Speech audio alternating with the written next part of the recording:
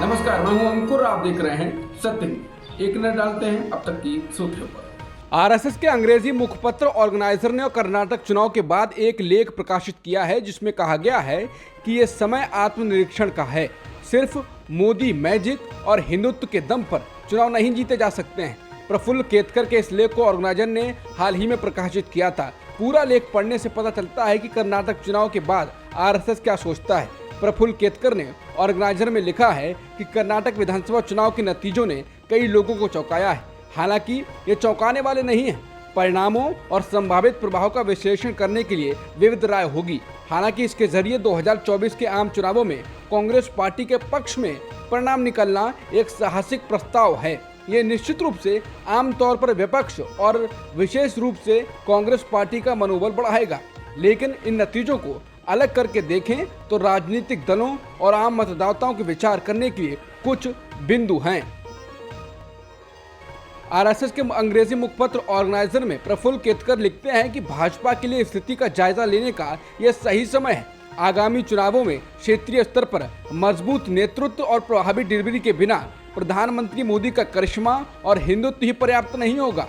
कर्नाटक में बॉम्बे सरकार के खिलाफ भ्रष्टाचार के आरोपों की ओर इशारा करते हुए और चुनाव परिणामों को आश्चर्यजनक लेकिन चौंकाने वाला नहीं बताते हुए संपादकीय में कहा गया है कि प्रधानमंत्री मोदी के केंद्र में सत्ता संभालने के बाद पहली बार भाजपा को विधानसभा चुनाव में भ्रष्टाचार के आरोपों का बचाव करना पड़ा। उन्होंने ये भी कहा कि नतीजे 2024 के चुनावों से पहले कांग्रेस को बढ़ावा देंगे। पटना में 23 जून को विपक्षी दलों की बैठक को लेकर बीजेपी ने प्रतिक्रिया दी है। केंद्रीय मंत्री और बीजेपी नेता स्मृति ईरानी ने गुरुवार को प्रेस कॉन्फ्रेंस में कहा है कि वो एक दूसरे में अपना सहारा ढूंढ रहे हैं। उन्होंने कहा कि जो एक दूसरे में सहारा ढूंढ रहे हैं, जो खुद अपने पैरों पर खड़े होने में विफल हैं, जो जहां एकत्रित होने वाले हैं वहीं पर 1750 करोड़ रुपए का ढांचा पानी में बह गया है। उनके अनुमान भी 2024 में इसी तरह से पानी में बह जाएंगे, ये मेरा विश्वास है। पटना में विपक्षी दलों की बैठक को लेकर बिहार के उप मुख्यमंत्री तेजस्वी यादव ने कहा कि तेलंगाना के मुख्यमंत्री और बीआरएस प्रमुख के चंद्रशेखर राव से इस बैठक में शामिल होने के सिलसिले में कोई बात नहीं हुई, लेकिन लगभग 15 दल आ रहे हैं जिसमें कांग्रेस भी शामिल है। उन्होंने कहा कि इस बैठक में सभी दलों के प्रतिनिधि नहीं बल्कि प्रमुख नेता आ रहे हैं। बीजेपी को लेकर तेजस्वी यादव ने कहा कि वो इस बैठक से डरे हुए हैं क्योंकि अभी कर्नाटक हारे हैं, उससे पहले हिमाचल प्रदेश हारे थे और आगे छत्तीसगढ़, मध्य प्रदेश और राजस्थान हारेंगे। यूपी समेत तमाम स्थानों पर कभी पुलिस सुरक्षा में तो कभी अदालत और जेल में कथित अपराधियों को गोली मारी जा रही है। इन हत्याओं पर राज्यसभा सांसद कपिल सिब्बल ने सवाल उठाया है। उन्होंने सीधे देश के गृह मंत्री अमित शाह से सवाल किया है। बता दें, यूपी की राजधानी लखनऊ में कल बुधवार को गैंगस्टर और राजनेता मुख्तार अंसारी के सहयोगी संजीव माहेश्वरी जीवा की एक अदालत परिसर में गोली मारकर हत्या कर दी गई। इससे पहले पुलिस सुरक्षा में मारे गए अतीक अहमद और उनके भाई अशरफ की हत्या की गूंज अभी भी सुनाई पड़ रही है। राज्यसभा सांसद कपिल सिब्बल ने आज गुरुवार को पुलिस हिरासत में लोगों की हत्या पर केंद्रीय गृह मंत्री अमित शाह से सवाल किया और पूछा क्या वो ऐसी घटनाओं से चिंतित हैं। सिब्बल का ये सवाल कल लखनऊ की घटना के बाद आया है। सिब्बल ने एक ट्वीट में कहा है, कैसे और क्यों यूपी में पुलिस हिरासत में 2017 से 2022 तक 41 लोग मारे गए हैं।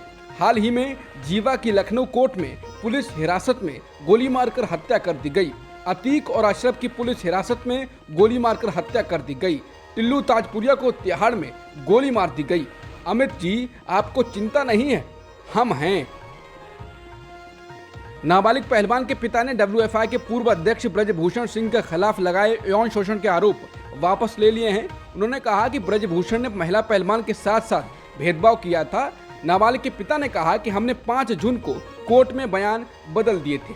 मैंने किसी लोभ या लालच में नहीं, डर की वजह से बयान बदले हैं। उन्होंने कहा कि मैं नहीं कहना चाहता हूं कि किसने धमकी दी है, मेरा भी परिवार है। अगर मुझे कुछ हो गया तो मेरा परिवार बर्बाद हो जाएगा।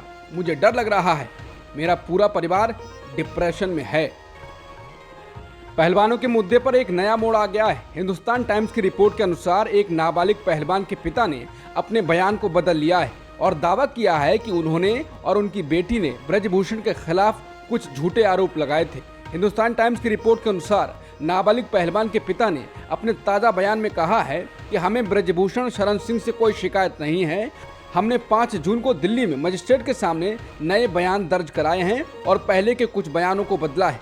उन्होंने कहा कि मैं एक लड़की का पिता हूं और इस लड़ाई में नहीं पड़ना चाहता। मैंने शिकायत वापस नहीं ली, लेकिन नए बयान दर्ज कराए हैं। लड़की के पिता ने हिंदुस्तान टाइम्स को फोन पर बताया कि WFI प्रमुख ब्रजभूषण ने उनकी बेटी का यौन उत्पीड़न नहीं किया था। मजिस्ट्रेट के सामने नया बयान दर्ज कराते वक्त उन्होंने ब्रजभूषण पर भेदभाव करने का आरोप लगाया है। नाबालिग लड़की के पिता ने आगे कहा कि उन्होंने गुस्से में कुछ झूठे आरोप लगाए थे, जिसके बाद मेरी बेटी को कुछ दिक्कतों का सामना करना पड़ रहा है। उन्होंने कहा कि FIR में जिन बातों का जिक्र है वो सब सच नहीं है। उन आरोपों के बाद से परिवार डिप्रेशन में था। मेरी बेटी का यौन उत्पीड़न नहीं हुआ, बल्कि उसके साथ भेदभाव हुआ। उन्होंने कहा कि ब्रजभूषण के खिलाफ यौन उत्पीड़न के आरोप गुस्से में लगाए गए थे, क्योंकि उनकी बेटी एशियाई चैंपियनशिप के लिए पिछले साल के ट्रायल के फाइनल में हार गई थी। नाबालिग के पिता ने कहा कि मैच ड्यूटी पर मौजूद पूरा स्टाफ दिल्ली से था और विरोधी लड़की भी दिल्ली से थी, जो अवैध है। मैंने अपना बयान बदल दिया है। उन्होंने कहा कि कुछ आरोप सही थे तो कुछ झूठे थे। ब्रजभूषण ने मेरी बेटी का यौन उत्पीड़न नहीं किया था, लेकिन उसका दृष्टिकोण उसके प्रति पक्षपातपूर्ण था। पिता ने कहा कि मुझे ब्रजभूषण शरण सिंह से कोई शिकायत नहीं है। मैं एक लड़की का पिता हूं और इस लड़ाई में शामिल नहीं होना चाहता। मैंने शिकायत वापस नहीं ली, लेकिन नए बयान दर्ज किए हैं। बता दें, इससे पहले पीड़िता के पिता ने ब्रजभूषण सिंह पर यौन उत्पीड़न का आरोप लगाया था।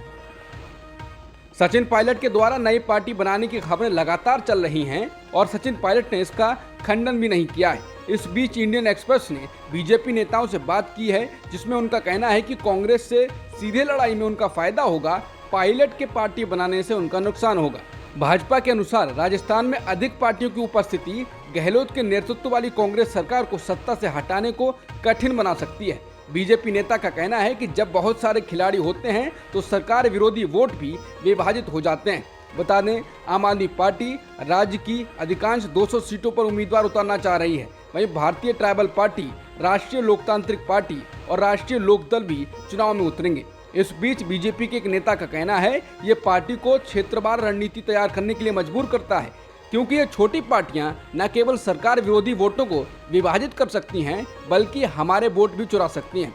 बीजेपी नेताओं का कहना है कि पायलट के कांग्रेस अध्यक्ष होने और 2018 के विधानसभा चुनाव में एक संभावित CM उम्मीदवार होने के कारण उनके समुदाय गुर्जरों ने, जो कि भाजपा का समर्थन आधार माना जाता है, और मीणाओं ने कांग्रेस को वोट दिया था। इसके परिणाम स्वरूप कांग्रेस ने क्षेत्र की 26 में से 25 सीटों पर जीत हासिल की थी। कुछ भाजपा नेताओं ने बताया कि पायलट के कांग्रेस से अलग होने और नई पार्टी बनाने की स्थिति में भाजपा इन क्षेत्रों में अपना समर्थन आधार हासिल करने में सक्षम नहीं हो सकती। उन्होंने कहा, लेकिन अगर पायलट कांग्रेस में बने रहते हैं तो भाजपा अपने उम्मीदवारों के लिए अपने वोट बैंक को काफी हद तक वापस पाने में सक्षम होगी।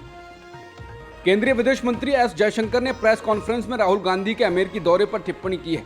उन्होंने कहा कि राहुल गांधी की आदत है कि जब वो बाहर जाते हैं तो वो देश की आलोचना करते हैं, हमारी राजनीति के बारे में टिप्पणी करते हैं, लेकिन दुनिया हमें देख रही है और दुनिया देख रही है कि इस देश में चुनाव होते हैं और चुनावों में कभी एक पार्टी जीतती है तो कभी दूसरी पार्टी। उन्होंने कहा कि अगर देश में लोकतंत्र नहीं है तो ऐसा परिवर्तन तो नहीं होना चाहिए, हर चुनाव का नतीजा एक ही होना चाहिए। वैसे 2024 के चुनाव का नतीजा तो वही होगा जो हमें पता है। भारतीय रिजर्व बैंक ने आज प्रमुख उधारी दर यानी लैंडिंग रेट को 6.5% पर अपरिवर्तित रखा, यानी कोई बदलाव नहीं किया है। RBI गवर्नर शक्तिकांत दास ने कहा कि मौद्रिक नीति समिति ने आम राय से रेपो रेट को नहीं बदलने का फैसला किया है। उन्होंने कहा कि महंगाई को काबू करने के लिए समिति तुरंत और उचित रूप से नीतिगत कार्रवाई करना जारी रखेगी। बता दें, लैंडिंग रेट उसे कहते हैं जिस दर भारतीय रिजर्व बैंक सभी बैंकों को पैसा उधार देते हैं। बैंकों को अगर RBI से महंगी दर पर पैसा मिलता है तो वो आगे उसी बढ़ी दर को उपभोक्ता से विभिन्न मदों में वसूलते हैं। रेपो रेट बढ़ने का सीधा असर होम लोन, कार लोन समेत अन्य तरह के लोन पर पड़ता है। भारतीय रिजर्व बैंक यानी RBI ने कहा है कि 2000 रुपए के नोट को चलन से बाहर होने की घोषणा किए जाने के बाद से अब तक 50% नोट वापस RBI में पहुंच गए हैं। केंद्रीय बैंक ने कहा है कि 31 मार्च 2023 तक प्रचलन में 2000 रुपए के कुल 3.62 लाख नोट थे। इसमें से लगभग 50% यानी 1.80 करोड़ नोट वापस आ गए हैं। आरबीआई गवर्नर शक्तिकांत दास ने कहा है कि 2000 रुपए के कुल नोटों में से करीब 85% जमा के रूप में बैंकों में वापस आ रहे हैं और बाकी नोट विनिमय यानी बदलने के लिए आ रहे हैं। अब तक की सुर्खियों में इतना ही। बाकी खबरों के लिए बने रहिए सत्यहिंदी.com के साथ।